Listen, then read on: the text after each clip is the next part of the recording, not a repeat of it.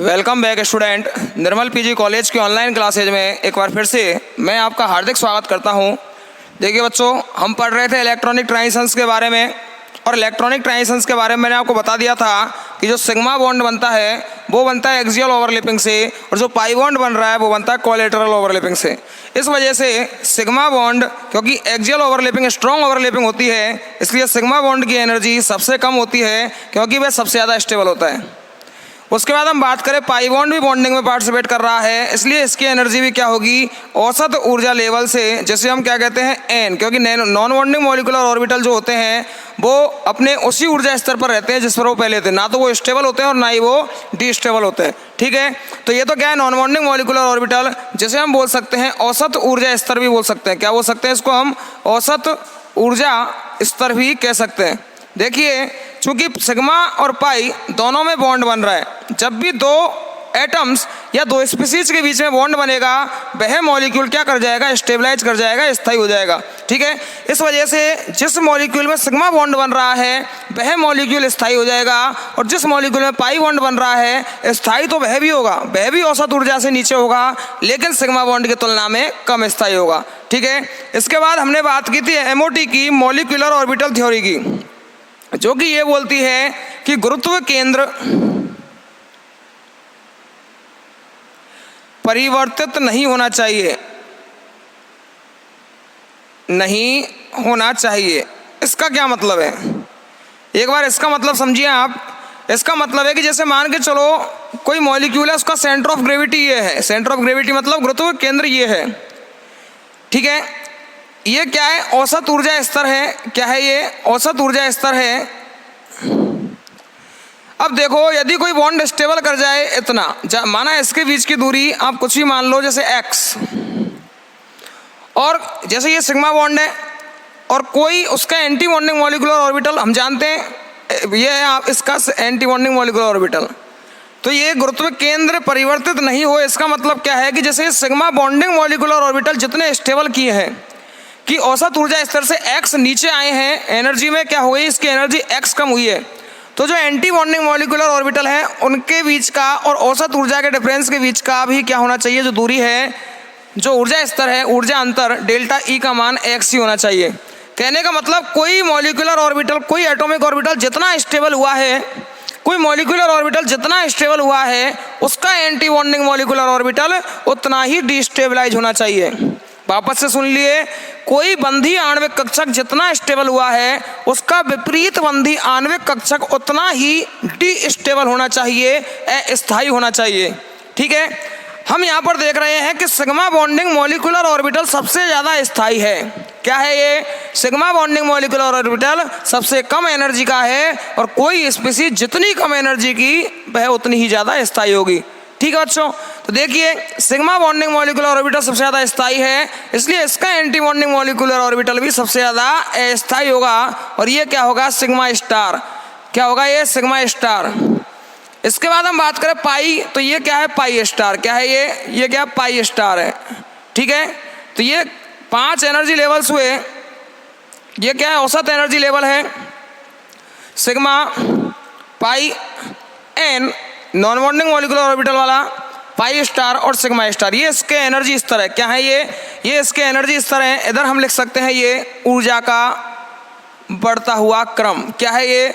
ऊर्जा का बढ़ता हुआ क्रम है। ठीक है, अब देखिए, अब हम बात करते हैं कि इसमें कौन कौन से इलेक्ट्रॉनिक ट्रांजिशंस पॉसिबल हैं। तो इसमें कौन कौन से इलेक्ट्रॉनिक ट्रांजिशंस पॉसिबल हैं? सबसे पहले देखिए, एक इलेक्ट्रॉनिक ट्रांजिशंस तो कौन सा है, कौन सा होना चाहिए, सिग्मा टू। क्या होना चाहिए? Sigma to pi star. एक होना चाहिए पाई टू सिग्मा स्टार। दूसरा क्या होना चाहिए, सिग्मा टू एन। अगला N to pi star, N to sigma star, sorry sigma to sigma star और पाई टू पाई स्टार। ये एनर्जी लेवल्स हुए। क्या हुए एनर्जी लेवल्स? इनको मैं वापस से बनाता हूँ, क्योंकि मैंने आपको बगैर समझाए ये बना दिए, तो इनके वापस से बनाते हैं। देखो, ये आपके energy level sigma, pi, N, पाई स्टार और ये सिग्मा स्टार। देखिए सबसे पहली चीज ये है कि इलेक्ट्रॉनिक ट्रांजिशंस केवल उनके बीच में होगी जिनमें सिमेट्री मैचिंग होगी। जिन ऑर्बिटल्स में सिमेट्री मैचिंग होती है उन ऑर्बिटल्स की यदि बात करें तो उनमें इलेक्ट्रॉनिक ट्रांजिशंस होंगे। कहने का मतलब सिग्मा से इलेक्ट्रॉनिक ट्रांजिशंस केवल सिग्मा स्टार में ही हो सकता है। सिग्मा से जो इलेक्ट्रॉनिक ट्रांजिशंस है वो केवल सिग्मा स्टार से ही हो सकता है। पाई से जो इलेक्ट्रॉनिक ट्रांजिशंस है वो केवल पाई स्टार में ही हो सकता है। कारण क्योंकि सिग्मा और सिग्मा स्टार दोनों की सिमेट्री मैचिंग होती है, क्योंकि बॉन्ड ऐसा होता है। पाई और पाई स्टार दोनों की सिमेट्री मैचिंग होती है, देखने में एक जैसी लगती है, इस वजह से pi to pi star electronic transitions होता है। बात करें नॉन बॉन्डिंग मॉलिक्यूलर ऑर्बिटल की तो इसकी कोई सिमेट्री नहीं होती, क्योंकि ये क्या लोन पेयर ऑफ इलेक्ट्रॉन है। लोन पेयर ऑफ इलेक्ट्रॉन की कोई सिमेट्री नहीं होती, सममिति नहीं होती। इस वजह से यहाँ से पाई स्टार में भी इलेक्ट्रॉन जा सकता है और यहाँ से सिग्मा स्टार में भी इलेक्ट्रॉन जा सकता है। अब देखिए हमारे दिमाग में क्या आता है, ये देखो ये कौन सा है आपका, सिग्मा टू सिग्मा स्टार है या नहीं है, तो ये तो हो गया sigma to sigma star. Second transitions pi to pi star, कौन सा है ये, pi to pi star. Third transitions है एन टू पाई स्टार, कौन सा है, एन टू पाई स्टार। और फोर्थ ट्रांजिशंस कौन सा है, एन टू सिग्मा स्टार। अब हमारे दिमाग में एक चीज आती है कि ऐसा भी तो हो सकता है कि sigma to pi star electronic transitions हो जाए या pi to sigma star electronic transitions हो जाए। भाई ये भी तो हो सकते हैं ना, ये दो ट्रांजिशंस भी तो पॉसिबल है कि सिग्मा टू पाई स्टार और pi to sigma star electronic transitions हो जाए। ये इलेक्ट्रॉनिक ट्रांजिशंस हो सकते हैं क्या? देखिए आपके सिलेबस में नहीं है, वरना मैं आपको ये भी बता देता कि ये दोनों इलेक्ट्रॉनिक ट्रांजिशंस क्यों नहीं होते। लेकिन यहाँ मैं केवल इतना बता रहा हूँ कि सिग्मा टू पाई स्टार और पाई टू सिग्मा स्टार जो इलेक्ट्रॉनिक ट्रांजिशंस से वर्जित होते हैं। वर्जित मतलब ये फोरबिडन इलेक्ट्रॉनिक ट्रांजिशंस होते ही नहीं है। ठीक है बच्चों, ये इलेक्ट्रॉनिक ट्रांजिशंस होते ही नहीं है, ये आपको ध्यान रखना है। वैसे इसका जो कॉन्सेप्ट है वह उच्च क्लासों में आता है या बोल सकते हैं एमएससी में आता है। ये कॉन्सेप्ट होगा आपका जिरेड और अनजिरेड का। जिरेड एक होता है सेंटर ऑफ इन्वर्जन, उसके माध्यम से पता लगाते हैं कौन सा ऑर्बिटल जिरेड और कौन सा ऑर्बिटल अनजिरेड है। Gerade to gerade electronic transitions possible नहीं है और अनजिरेड टू अनजिरेड भी इलेक्ट्रॉनिक ट्रांजिशंस पॉसिबल नहीं है। खैर आप इन बातों को छोड़िए, क्योंकि आपको इनसे कोई मतलब नहीं है। आपको केवल इतना याद रखना कि ये 4 इलेक्ट्रॉनिक ट्रांजिशंस होते हैं। कौन से? केवल 4 इलेक्ट्रॉनिक ट्रांजिशंस होते हैं हमारे लिए, हमारे स्तर पर केवल 4 इलेक्ट्रॉनिक ट्रांजिशंस हैं। कौन कौन से? एक तो इलेक्ट्रॉनिक ट्रांजिशंस है सिग्मा टू सिग्मा स्टार। दूसरा इलेक्ट्रॉनिक ट्रांजिशंस कौन सा है, पाई टू पाई स्टार। इन दोनों में सिमेट्री मैचिंग हो रही है, इस वजह से sigma to sigma star possible और pi to pi star possible. N की कोई सिमेट्री नहीं होती, इसलिए इसकी सिमेट्री हर किसी से ही मिल जाती है, इसलिए एन टू सिग्मा स्टार और एन टू पाई स्टार ये 4 इलेक्ट्रॉनिक ट्रांजिशंस है, sigma to sigma star, pi to pi star, N to sigma star और एन टू पाई स्टार। ठीक है बच्चों, अब देखिए हम बात करते हैं इनके ऊर्जा स्तर की। ऊर्जा का घटता क्रम देखिए, सबसे ज्यादा ऊर्जा जो होगी वो होगी सिग्मा टू सिग्मा स्टार। दिखाई दे रही है क्या? क्या होगी? सिग्मा टू सिग्मा स्टार की सबसे ज्यादा ऊर्जा होती है सिग्मा टू सिग्मा स्टार की। उसके बाद देखिए 2 ट्रांजिशंस हैं। अब देखिए यहाँ पर देखने में क्या लगता है कि एक तो ये इलेक्ट्रॉनिक ट्रांजिशंस कौन सा है, पाई टू पाई स्टार। कौन सा? Pi to pi star. और दूसरा वाला है एन टू सिग्मा स्टार। कौन कौन से? एक तो पाई टू पाई स्टार, एक एन टू सिग्मा स्टार। जब इन दोनों इलेक्ट्रॉनिक ट्रांजिशंस को देखते हैं, इस वाले को और इस वाले को, तो देखने में तो लगता है कि दोनों ही इलेक्ट्रॉनिक ट्रांजिशंस बराबर हैं, लेकिन प्रैक्टिकली ये देखा गया है कि N to sigma star electronic transitions N to pi star electronic transition से ज़्यादा एनर्जी का होता है। देख लिए वापस, N to sigma star electronic transitions pi to pi star electronic transition से ज़्यादा एनर्जी का होता है। ठीक है, और सबसे कम एनर्जी कौन सी होगी? ये वाली, जो कौन सा है आपका एन टू पाई स्टार। तो इनका एनर्जी का क्रम क्या हो गया? Sigma to sigma star, N to sigma star, pi to pi star और सबसे कम energy n to pi star. अब सिग्मा टू सिग्मा स्टार का तो हमें पता लग रहा है, लेकिन कंफ्यूजन होता है पाई टू पाई स्टार और एन टू सिग्मा स्टार में। तो आप ध्यान रखिएगा, याद करने के लिए ये ट्रिक है कि सिग्मा सिग्मा वाले पहले आ जाते हैं, पाई टू सिग्मा स्टार तो ज़्यादा है ही है, उसके बाद दूसरा सिग्मा वाला एन टू सिग्मा स्टार, फिर पाई वाले पाई टू पाई स्टार और एन टू पाई स्टार। ये इनका क्या है, एनर्जी क्रम है। क्या है ये, इनका एनर्जी क्रम है। अब देखिए sigma to sigma star electronic transitions के लिए इतनी अधिक ऊर्जा चाहिए, इसलिए ये ट्रांजिशंस ज़्यादा इंपॉर्टेंट नहीं होता है, क्योंकि इतनी ज़्यादा ऊर्जा ऐसे मिल ही नहीं पाती। हालांकि sigma to sigma star electronic transitions होगा, जिन मॉलिक्यूल्स में सिग्मा बॉन्ड पाया जाएगा उनमें sigma to sigma star electronic transitions हो जाता है। ठीक है, अब बात आती है sigma to sigma star electronic transition ज़्यादा इंपॉर्टेंट नहीं होता, क्योंकि इसके लिए बहुत ज़्यादा ऊर्जा चाहिए, प्रोसेस बहुत ज़्यादा एंडोथर्मिक हो जाएगी। इसके अलावा हम बात करें तो pi to pi star electronic transitions और N to pi star electronic transitions, ये तो ट्रांजिशंस क्या पाए जाते हैं, अधिक मात्रा में पाए जाते हैं। सबसे ज़्यादा जो इलेक्ट्रॉनिक ट्रांजिशंस पाए जाते हैं वो कौन से पाए जाते हैं, एक तो पाया जाता है pi to pi star electronic transitions, और एक पाया जाता है आपका कौन सा, पाई टू पाई स्टार और N to pi star electronic transitions पाए जाते हैं। ठीक है, तो ये तो था इनका एनर्जी क्रम। क्या है ये, इनका एनर्जी क्रम है। अब अपन कुछ एग्जाम्पल लेके देखते हैं कि किस प्रकार से इलेक्ट्रॉनिक ट्रांजिशंस होगा। तो देखिए हम सबसे पहले लेते हैं मॉलिक्यूल H2। कौन सा मॉलिक्यूल ले रहे हैं सबसे पहले, H2। H2 मॉलिक्यूल का एग्जाम्पल देखते हैं। इसमें दो हाइड्रोजन हैं, क्या है, दो हाइड्रोजन, इनका इलेक्ट्रॉनिक विन्यास 1s1। ये 1s कक्षक, दोनों समान कक्षक है, ये भी 1s, ये तो क्या है, ये भी हाइड्रोजन है, और कौन सा कक्षक है, 1s कक्षक, और ये भी हाइड्रोजन, इसके समान एनर्जी का ही, क्योंकि दोनों ही 1s हैं इसलिए दोनों हाइड्रोजन। ये इसका औसत ऊर्जा स्तर। अब देखिए यहाँ पर हम बात करें हाइड्रोजन की, एक हाइड्रोजन ये रहा, एक हाइड्रोजन ये रहा, इसका इलेक्ट्रॉनिक विन्यास भी 1s1 और इसका इलेक्ट्रॉनिक विन्यास भी 1s1। हमने इसमें भी एक इलेक्ट्रॉन भर दिया और इसमें भी एक इलेक्ट्रॉन भर दिया। हमारे पास दो कक्षक हैं 1s कक्षक, हमारे पास दो 1s कक्षक हैं, एक तो ये और एक ये। जैसे मान लिया इसको दे दिया हमने Ha और इसको दे दिया हमने Hv। हालांकि है तो दोनों हाइड्रोजन, पर इनको दो अलग अलग बताने के लिए मैंने Ha और Hv नाम दे दिया।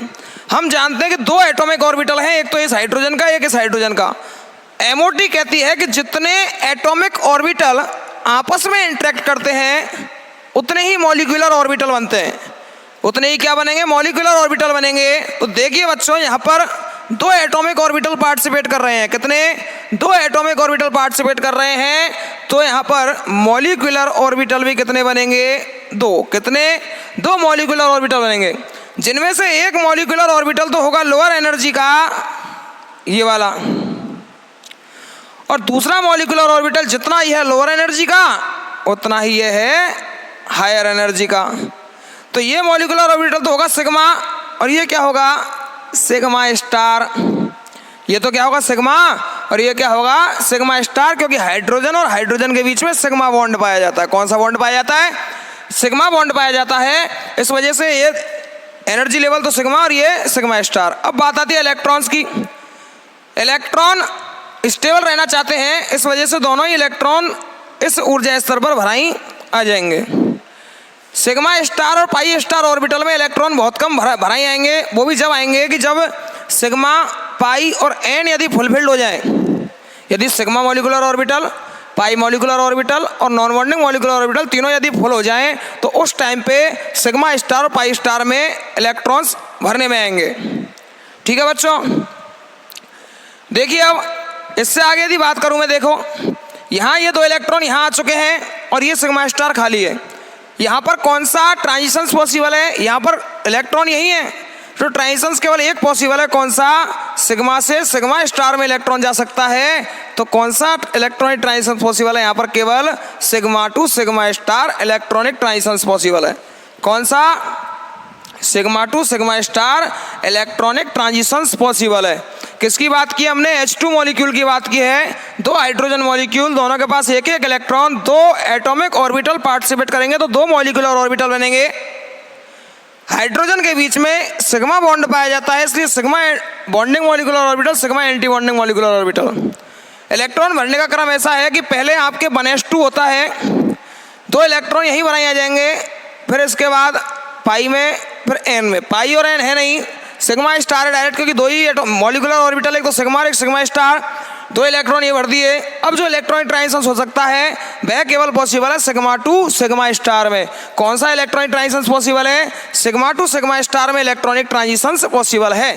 ठीक है, तो H2 मॉलिक्यूल में जो इलेक्ट्रॉनिक ट्रांजिशंस होंगे कौन से होंगे? Sigma to sigma star. अब देखिए, ये तो हमने बात की जब 2 समान मॉलिक्यूल, 2 समान एटम आपस में मिक्स हो रहे हैं तब। अब मैं ले रहा हूं कि 2 अलग अलग इलेक्ट्रोनेगेटिविटी वाले एटम, जिसे अपन हेट्रो न्यूक्लियर एटम कहते हैं। हेट्रो मतलब अलग अलग, एक की इलेक्ट्रोनेगेटिविटी ज़्यादा है, एक की इलेक्ट्रोनेगेटिविटी कम है। ध्यान रखिएगा, जिसकी इलेक्ट्रोनेगेटिविटी ज़्यादा है वह इलेक्ट्रॉन डेंसिटी को अपनी ओर खींच के ज़्यादा रखेगा। जिसकी इलेक्ट्रोनेगेटिविटी ज़्यादा है वह इलेक्ट्रॉन डेंसिटी को अपनी ओर खींचकर ज़्यादा रखेगा। दैट्स क्लियर, ये तो आप जानते हैं। इस वजह से फ्लोरीन तो होगा निम्न ऊर्जा स्तर पर और हाइड्रोजन होगा उच्च ऊर्जा स्तर पर। जैसे अभी अभी पढ़े थे हमने, हाइड्रोजन समान ऊर्जा स्तर पर, कि ये हाइड्रोजन भी इसी ऊर्जा स्तर पर और ये हाइड्रोजन भी इसी ऊर्जा स्तर पर, दोनों बराबर ऊर्जा स्तर पर थे, क्योंकि दोनों समान एटम थे, दोनों बने कक्षक थे। लेकिन यहाँ पर बात करें हम इस हाइड्रोजन की और इस फ्लोरीन की, तो फ्लोरीन की इलेक्ट्रोनेगेटिविटी ज़्यादा होती है।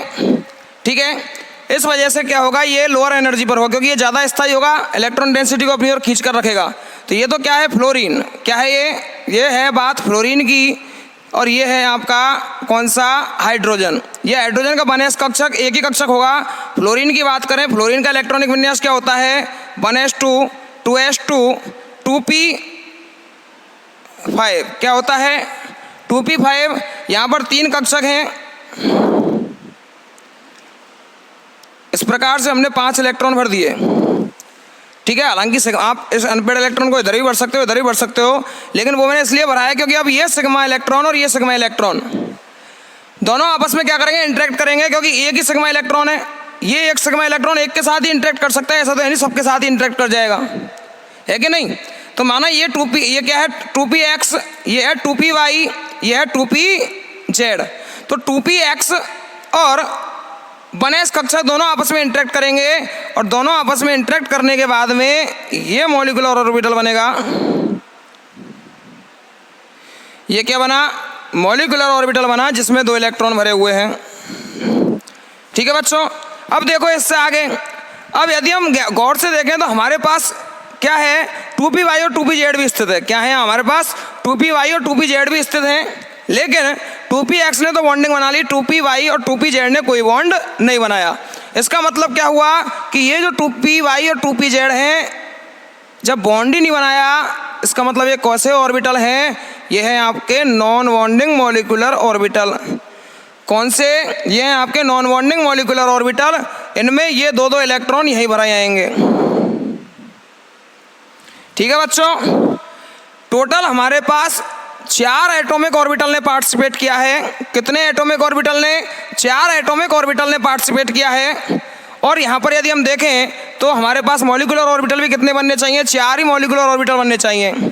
इसलिए ये आपका चौथा मॉलिक्यूलर ऑर्बिटल होगा। कौन सा मॉलिक्यूलर ऑर्बिटल, चौथा मॉलिक्यूलर ऑर्बिटल होगा, जो कि खाली होगा। ये कौन सा होगा, सिग्मा स्टार, ये होगा सिग्मा, क्योंकि H और F के बीच में सिग्मा बॉन्ड ही पाया जाता है, पाई बॉन्ड पाया ही नहीं जाता। तो पाई और पाई स्टार की पॉसिबिलिटी तो है ही नहीं, केवल सिग्मा बॉन्ड पाया जा रहा है। तो ये आपका एक तो सिग्मा और एक नॉन बॉन्डिंग, और ये सिग्मा स्टार। अब देखिए बच्चों, यहाँ पर 2 तरह के ट्रांजिशंस पॉसिबल हैं। पहला ट्रांजिशन तो सिग्मा टू सिग्मा स्टार में हो सकता है। जो पहला ट्रांजिशंस है वो पहला ट्रांजिशंस कहाँ हो सकता है, सिग्मा टू सिग्मा स्टार में हो सकता है। और एक ट्रांजिशंस जो है वो होगा आपका N2 पाई स्टार में। किस में होगा, N2 पाई स्टार। ये N इसमें हो सकता है, एक सिग्मा से सिग्मा स्टार में हो सकता है। तो 2 तरह के इलेक्ट्रॉनिक ट्रांजिशंस पॉसिबल हैं। वो कौन से आपके, N2 सिग्मा स्टार और दूसरा है सिग्मा टू सिग्मा स्टार। हम जानते हैं sigma to sigma star electronic transitions ज़्यादा एनर्जी के होते हैं N2 पाई स्टार से। ठीक है, sigma to sigma star electronic transitions क्या होंगे, ज़्यादा एनर्जी के होंगे। किसकी तुलना में, N2 पाई स्टार की तुलना में। ठीक है, अतः हम कह सकते हैं कि N2 pi star electronic transition sigma to sigma star electronic transitions की तुलना में कम एनर्जी के होते हैं, लोअर एनर्जी के होते हैं। ठीक है बच्चों, ये किसकी बात की हमने, HF मॉलिक्यूल की बात की। 2 एग्जाम्पल देख लिए और आपके थ्योरी की दृष्टि से 2 एग्जाम्पल बहुत हैं। ठीक है, अब देखिए आगे देखिए, यदि मैं आपसे अब डायरेक्ट पूछूं कि ये एक मॉलिक्यूल है CH3 इसमें कौन कौन से इलेक्ट्रॉनिक ट्रांजिशंस पॉसिबल है, CH3 में कौन कौन से इलेक्ट्रॉनिक ट्रांजिशंस पॉसिबल है, पहला। दूसरा है आपका CH3Cl में कौन से इलेक्ट्रॉनिक ट्रांजिशंस पॉसिबल है, और तीसरा CH3I में कौन से इलेक्ट्रॉनिक ट्रांजिशंस पॉसिबल है। ठीक है बच्चों, 3 क्वेश्चन है, कौन कौन से CH3 में कौन से इलेक्ट्रॉनिक ट्रांजिशंस पॉसिबल हैं, CH3Cl में और CH3I में कौन से इलेक्ट्रॉनिक ट्रांजिशंस पॉसिबल हैं, ये मैंने आपसे पूछा है। ठीक है, तो बताइए अब कौन से इलेक्ट्रॉनिक ट्रांजिशंस यहाँ पर पॉसिबल हैं और कौन से इलेक्ट्रॉनिक ट्रांजिशंस पॉसिबल नहीं है। देखो अब यहाँ केवल कौन सा बॉन्ड बन रहा है, सिग्मा बॉन्ड।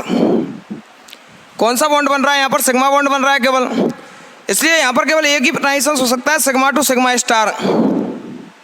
क्योंकि ना तो यहाँ पर देखिए, इसको यदि मैं खोल के भी लिखूँ H C H ये CH3 सॉरी, इस वजह से यहाँ पर सिग्मा बॉन्ड बन रहा है, sigma to sigma star electronic transitions possible है। इस वाले एटम में देखें तो देखिए सिग्मा बॉन्ड बन रहा है, क्या बन रहा है, इसलिए sigma to sigma star electronic transitions possible हैं। यहाँ पर नॉन बॉन्डिंग इलेक्ट्रॉन्स भी हैं, लॉन पेयर ऑफ इलेक्ट्रॉन्स भी हैं, इस वजह से N2 पाई स्टार इलेक्ट्रॉनिक ट्रांजिशंस भी पॉसिबल है। ठीक है, इसके बाद बात करें हम CH3I की, मिथाइल आयोडाइड, इसकी बात करें, इसमें भी सिग्मा बॉन्ड बन रहा है। तो एक तो sigma to sigma star electronic transitions possible है और एक इलेक्ट्रॉनिक ट्रांजिशंस पॉसिबल है N2 पाई स्टार। कौन सा इलेक्ट्रॉनिक ट्रांजिशंस पॉसिबल है, N2 पाई स्टार इलेक्ट्रॉनिक ट्रांजिशंस पॉसिबल है। यदि आपको अब एक एग्जाम्पल और दे दें हम, वो एग्जाम्पल है कौन सा, ये वाला C डबल बॉन्ड C।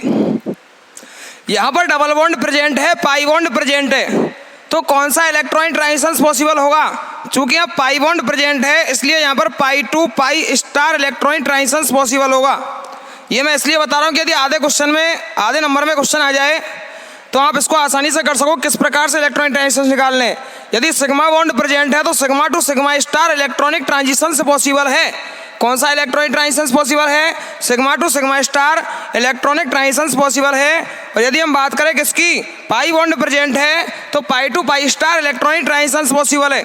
और यदि हम बात करें किसके लिए, यहाँ पर क्या है आपका CH3Cl, जिस पर लॉन पेयर ऑफ इलेक्ट्रॉन भी प्रेजेंट है और जिस पर सिग्मा बॉन्ड भी प्रेजेंट है, तो यहाँ पर sigma to sigma star electronic transitions भी पॉसिबल है। और sigma to sigma star electronic transitions के अलावा यहाँ पर कौन सा N2 pi star, sorry N2 pi star नहीं है, गलती से हो गया, N2 sigma star electronic transitions possible, क्योंकि पाई बॉन्ड तो ही नहीं है, N2 sigma star electronic transitions possible है। इस प्रकार से आप पता लगा सकते हो कि कौन से मॉलिक्यूल में किस प्रकार के इलेक्ट्रॉनिक ट्रांजिशंस पॉसिबल है। अब देखो बच्चों, ये तो हमने देख लिया कौन से इलेक्ट्रॉनिक ट्रांजिशंस कहाँ पॉसिबल हैं और किस प्रकार से हम देखेंगे कि इलेक्ट्रॉनिक ट्रांजिशंस कौन कौन से हैं, कौन कौन से नहीं है। इसके बाद हम देखते हैं, देखिए हम एक फॉर्मूला पढ़ते हैं, E बराबर H म्यू। यहाँ पर E है एनर्जी, ट्रांजिशंस की एनर्जी, ये है प्लांक कांस्टेंट, प्लांक स्थिरांक, यह है आपकी फ्रीक्वेंसी या आवृत्ति। ठीक है, हम जानते हैं म्यू बराबर होता है आवृत्ति बराबर C/λ। तो E बराबर, यदि मैं म्यू का मान इस फॉर्मूले में रख दूँ तो क्या हो जाएगा, SC/λ। ये आप सब जानते हो। ठीक है, E बराबर H म्यू, म्यू बराबर C/λ, E बराबर SC/λ। यहाँ से हम एक रिलेशन निकाल सकते हैं कि energy is inversely proportional to the lambda. यहाँ पर लैम्बडा क्या है, लैम्बडा है वेव लेंथ, या जिसे हम तरंग दैर्ध्य भी कहते हैं।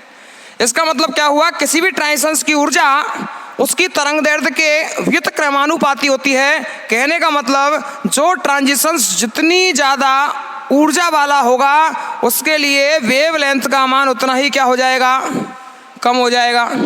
आ रही है बात समझ में?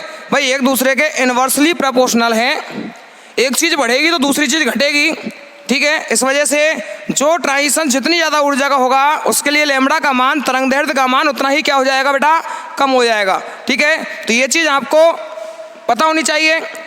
वो मैंने इसलिए बताई है कि हमने जो एनर्जी ऑर्डर पढ़ा है, जो हमने एनर्जी का ऑर्डर पढ़ा है अब तक, वो क्या पढ़ा है कि sigma to sigma star electronic transitions का एनर्जी ऑर्डर सबसे ज़्यादा, उसके बाद n to sigma star electronic transitions, इसके बाद होते हैं आपके pi to pi star electronic transitions, और इसके बाद जो होता है वो होता है आपका N to pi star electronic transitions. ये क्या है आपके इलेक्ट्रॉनिक ट्रांजिशंस के एनर्जी ऑर्डर।